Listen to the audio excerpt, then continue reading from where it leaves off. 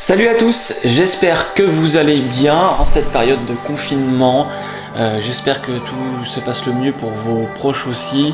Je sais que c'est pas forcément une période évidente en ce moment. La pêche elle est fermée dans la plupart des régions. Moi, Pays de la Loire, elle est fermée, et ce qui est pas plus mal au final. Je sais que c'est frustrant, et en plus c'était vraiment le tout début de l'ouverture truite, et on s'est tous fait un peu arrêter en plein élan. On était dans les starting blocks depuis déjà un mois tous.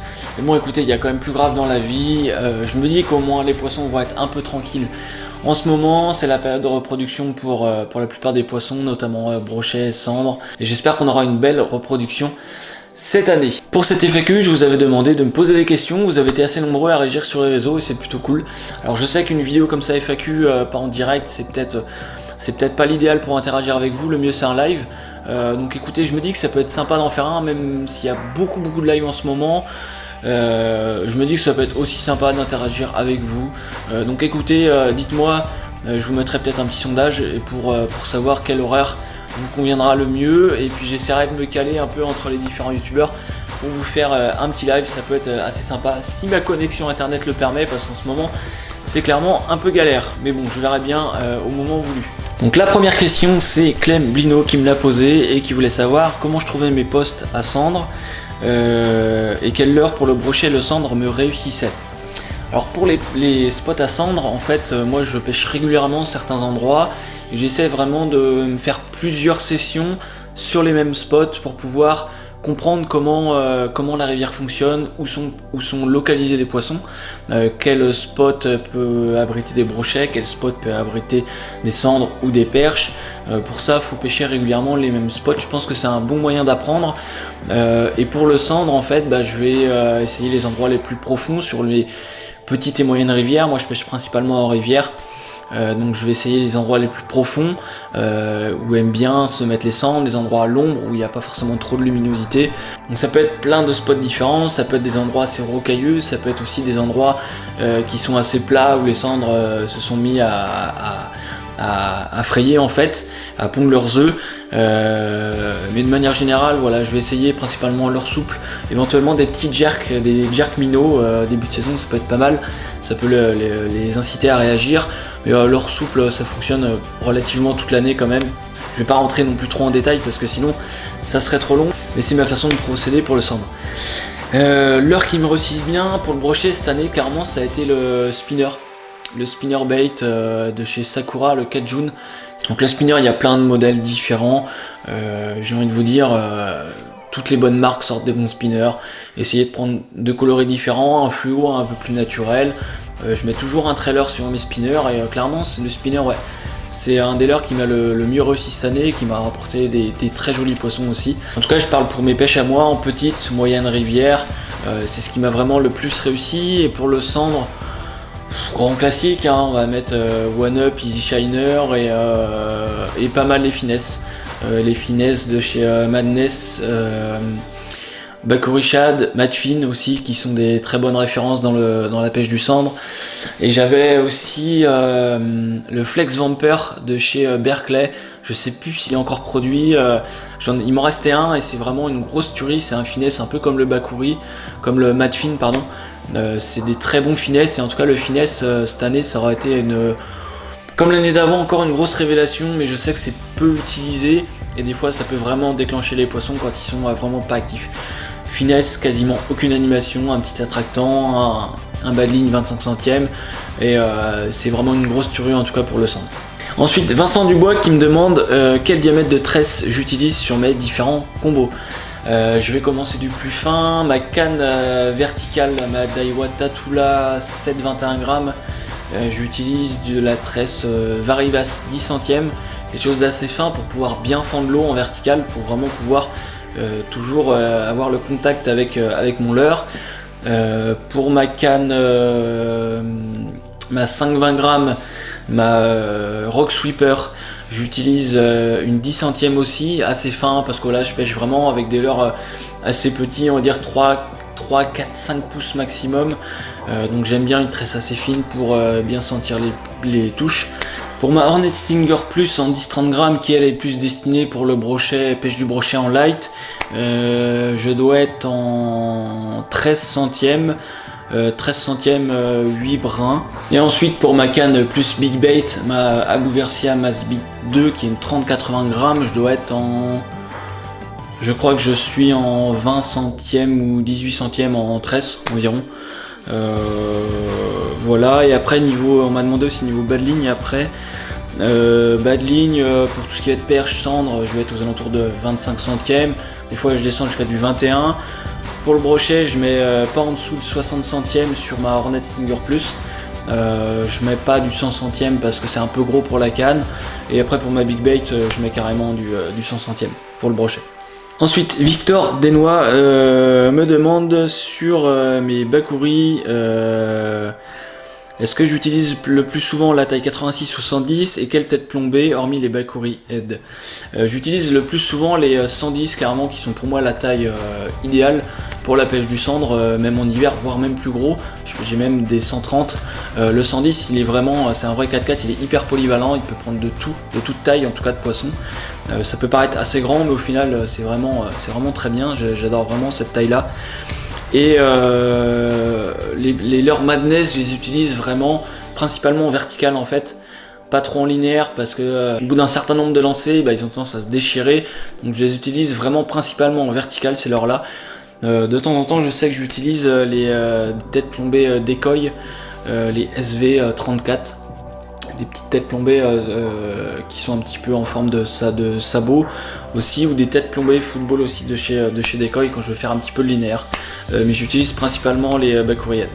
Ensuite Mathieu Moll me pose la question s'il voulait savoir si j'avais des idées de voyage en France ou à l'étranger. Alors forcément des idées je vais en avoir comme vous j'imagine. L'Irlande me fait envie, tous les pays nordiques aussi me font pas mal envie. Principalement pour la pêche du brochet, j'aimerais bien aussi, voilà, pourquoi pas faire la Hollande, ça peut être aussi sympa pour les perches, les cendres. Pour l'instant, des envies j'en ai, cette année il n'y a rien de vraiment bien concret en termes de voyage, même si voilà, j'ai quelques idées qui commencent à se mettre en place. Pour l'instant rien de sûr, mais peut-être qu'il y aura un voyage cette année, je vous en dis pas plus parce que j'en sais pas plus non plus, mais peut-être cette année. Ensuite Audrey Richard qui me pose une superbe question qui est très intéressante. Salut, penses-tu vraiment que la couleur des leurres a une réelle incidence sur les poissons actifs en phase alimentaire? Hors eau très chargée bien sûr, merci, courage et patience. Et bah, courage et patience à toi aussi. Honnêtement, sur certaines sessions je me suis rendu compte que les poissons quand ils étaient vraiment actifs, notamment sur une des pêches de cendre, que les poissons ne faisaient pas vraiment attention sur le leurre que j'utilisais. Parfois, honnêtement, il y a certaines couleurs qui vont se démarquer ou certaines vibrations. J'ai vu des sessions où on a fait des poissons, surtout on cherchait un peu les leurres, on faisait tourner. Clairement, on est tombé sur une période où ils étaient actifs et ils prenaient à tout. Ils ont pris sur du shad de petite taille en blanc, du brun, du finesse fluo, du shad fluo. Ils ont pris vraiment sur tout. Je pense pas que ça, quand ils sont actifs et qu'ils ont vraiment envie de manger, ils sont très regardants sur tous les détails. Des fois, voilà, il y a un shad, une certaine coloris naturelle de shad va se débloquer plus qu'un coloris fluo, mais je pense que parfois ils font pas trop attention. Bon, faut aussi pas non plus trop se focaliser uniquement là-dessus. Alors des fois, oui, il y a des jours ils veulent qu'une seule couleur de leurre, qu'une seule vibration, et c'est chiant à trouver. Mais faut pas non plus uniquement se dire que si on trouve pas la pêche uniquement due à ça, l'animation du leurre y est pour beaucoup. En tout cas, généralement, comme je vous disais, on pêche trop vite. Ça, c'est je pense le défaut qu'ont les plupart des pêcheurs. Et moi, je l'avais aussi. Je me force vraiment à ralentir ma pêche, à faire des pauses et à pas plomber trop lourd mes leurres pour qu'ils planent un maximum. Ensuite, il y a Fish33 qui me pose une question intéressante, c'est comment as-tu eu l'idée de commencer sur YouTube? Et bah, moi honnêtement, comme vous, la plupart, je regardais les vidéos d'autres youtubeurs que voilà, j'appréciais. J'ai eu aussi l'occasion de rencontrer Tosh et Canito aussi. C'était vraiment une super expérience. On a fait, c'était Manon là qui m'avait organisé cette rencontre, j'étais pas au courant. Et c'était vraiment sympa et on a eu l'occasion d'échanger pas mal aussi avec eux sur les vidéos, tout ça. Et moi je suis un peu timide de base comme mec, donc clairement c'était pas faire des vidéos, j'étais pas à l'aise avec ça, j'étais pas à l'aise qu'une caméra, je le suis pas encore totalement. En fait ça se travaille, c'est vraiment en faisant le plus régulièrement possible. Je suis pas trop à l'aise à parler en public non plus, je suis assez gêné, mais faut se lancer, faut vraiment pas hésiter, faut vraiment pas avoir peur du regard des autres et vraiment lancez-vous. J'ai commencé à me lancer à faire des vidéos pour moi, ça sert aussi de journal de bord. Chaque Tosh il avait commencé comme ça, il se filmait comme journal de bord. Et puis bah moi au fur et à mesure je me suis dit allez je me lance, c'est l'occasion. Et puis bah j'ai commencé comme ça en me disant ouais bof ça va être une chaîne YouTube histoire de partager un peu. Et au final ça a quand même assez bien marché. Je suis que vraiment très fier et très content du résultat et d'où on est rendu la chaîne aujourd'hui. Mais c'est sûr qu'aujourd'hui bah, si j'ai l'opportunité de faire grandir la chaîne et de pourquoi pas bah voilà, faire des voyages de pêche, rencontrer des marques, partenariats. Aujourd'hui je suis pas encore fermé là-dessus, mais en tout cas ouais je suis vraiment content de l'évolution de la chaîne et je le fais vraiment sans prise de tête, ça évolue gentiment et je me prends pas trop le chou là-dessus, mais mais en tout cas ouais c'est vraiment cool. Donc si vous avez envie, lancez-vous, c'est le seul conseil que je peux vous donner. Ensuite une question de Geoffrey Carnet qui trouve mes vidéos sont sympas, donc merci Geoffrey. On reste toujours captivé, peux-tu nous donner quelques conseils de montage vidéo peut-être, sinon pour rester dans la pêche, comptes-tu tester le silure ou non et pourquoi? Niveau montage vidéo, je suis pas vraiment expert, j'aimerais moi-même me former. Donc faire des formations payantes en fait, hein. Il y a beaucoup de choses sur YouTube, mais à un moment donné, moi j'ai besoin d'avoir quelqu'un et que quelqu'un me montre. Moi le montage vidéo, clairement en informatique, j'ai commencé, j'étais nul, mais c'était limite tout juste si je savais envoyer un mail quoi. Je vous jure que c'était un informatique, c'est vraiment quelque chose qui me bottait pas. Je voyais tous mes potes qui faisaient des trucs de malade sur leur ordi, je dis mais moi ça je connaissais rien du tout. J'ai commencé limite à m'intéresser à mon ordinateur au moment où j'ai commencé à vouloir faire des vidéos. Montage j'y connaissais rien, informatique pareil. Clairement j'ai vraiment beaucoup galéré au début, je galère encore beaucoup, mais je pense qu'il faudrait que je me forme plus avec des formations payantes. J'aimerais bien faire un peu plus de formation cette année, mais clairement si vous débutez, moi je suis encore sur Filmora qui est un logiciel le plus basique du monde, parce que j'ai commencé là-dessus, c'est un logiciel qui était hyper simple. Franchement pour les montages vidéo de pêche que je faisais, il y a moyen de faire des trucs assez sympas, il n'y a pas besoin de faire des effets de malade et tout. Je pense que faut avoir un peu une idée en tête des plans qu'on veut faire, faut essayer de faire des plans assez rapprochés, quelques ralentis, des plans larges. C'est tout ce mixte là de plans qui fait une belle vidéo, bien plus qu'une colorimétrie, c'est-à-dire le réglage des couleurs et tout ça. Franchement je suis pas encore trop là-dessus, je le fais très peu, la colorimétrie, et pour l'instant je me concentre vraiment sur l'image, sur vraiment ce que je vais filmer. Concentrez-vous là-dessus, vous prenez même limite Windows Movie Maker, pas besoin de faire des transitions de fou et de malade. On fait pas des films de science-fiction clairement pour l'instant. Donc pour l'instant moi je fais ça comme ça me réussit bien, mais j'aimerais bien pousser un petit peu le truc, voilà, pour essayer de faire des vidéos de plus en plus qualitatives, et voilà, je sais qu'à l'avenir si je veux développer aussi un petit peu cette activité de vidéo qui me plaît énormément, va falloir que je travaille là-dessus. Donc si je peux vous donner un conseil, commencez vraiment, vous prenez pas la tête, essayez pas de faire un truc de ouf, racontez une histoire. Je pense que pour moi c'est le principal dans la vidéo, c'est vraiment de raconter votre histoire, raconter ce qui s'est passé au bord de l'eau, pour vraiment que les personnes soient captivées par ce moment là. Et pour la pêche, ouais, je parle beaucoup, elle va être trop longue cette vidéo, c'est un truc de ouf, je raconte ma vie. Et je ferai, pour revenir sur la pêche du silure, c'est pas une technique et un poisson qui m'attire plus que ça. La technique de pêche est un peu trop bourrine, je trouve, c'est du matériel très lourd. Je suis pas trop fan, clairement, j'aime bien plutôt du matériel assez léger, pêche à gratter, perche, cendre, j'aime bien, pareil brochet, avec du matériel pas trop lourd, j'aime bien aussi. Mais sinon oui, j'aimerais bien me faire pourquoi pas quelques sessions dédiées au silure, ça peut être assez fun, mais ça sera pas ma pêche principale en tout cas. Dernière question de Commando 123 ou 123, je sais pas trop comment ça se dit. As-tu des sponsors et si oui, lequel? Je vais finir là-dessus, c'est une super question. En plus, il y a une... la question a été posée lors du Fishing Club, vous pourrez aller la voir il y a quelques semaines je crois, ou il y a quelques jours même. Ça a été le sujet du Fishing Club, c'était assez intéressant. J'ai pas de sponsor et pour moi je suis pas trop attiré par le sponsoring. Le sponsoring c'est vraiment qu'on est affilié à une marque et par exemple si on est avec je sais pas Daiwa, on ne pêche qu'avec les produits Daiwa et on fait la promotion que de cette marque là.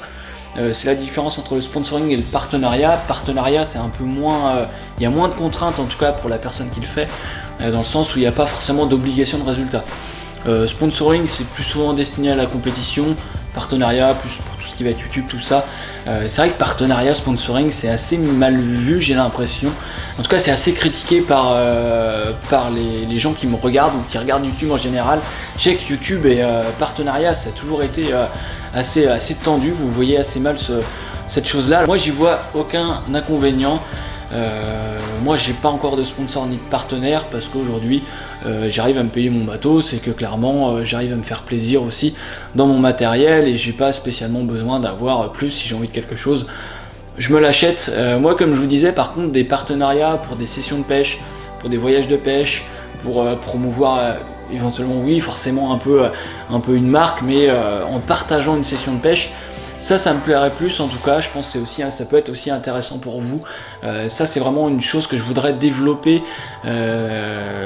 éventuellement dans les années à venir. Voilà, ça pourrait être un truc assez cool. Pour ce qui est des marques, vous le savez très bien, j'affectionne pas mal le groupe Ultimate Fishing.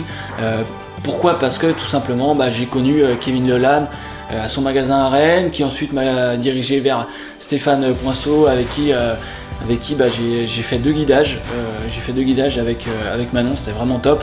Donc voilà, c'est aussi des produits que j'aime bien. Alors c'est sûr que c'est cher, mais là on est dans du très haut de gamme. Si vous me posez la question, est-ce qu'il y a besoin d'avoir aussi cher pour pêcher? Non. Mais c'est des produits que j'aime et clairement après il y en a pour tous les goûts. Clairement, vous prenez pas trop la tête là-dessus. Clairement, on s'en fout total royal de avec quoi vous pêchez. Le but, c'est juste de prendre du plaisir au bord de l'eau et de kiffer. On s'en fout d'avec quoi vous pêchez. Clairement, faites-vous juste plaisir. Voilà, ça sera le mot de la fin. J'espère que vous avez aimé cette petite vidéo. Si vous avez d'autres marques à faire, voilà, vous connaissez, un petit like, un commentaire. N'hésitez pas à vous abonner, activer la cloche de notification. Vous connaissez, je vous le répète à chaque fin de vidéo. Mais faites-le cette fois-ci, je sais que vous ne le faites pas tout le temps, ça me ferait plaisir. Et puis on se dit à très bientôt pour une prochaine vidéo. C'était François pour Fishing Road, salut!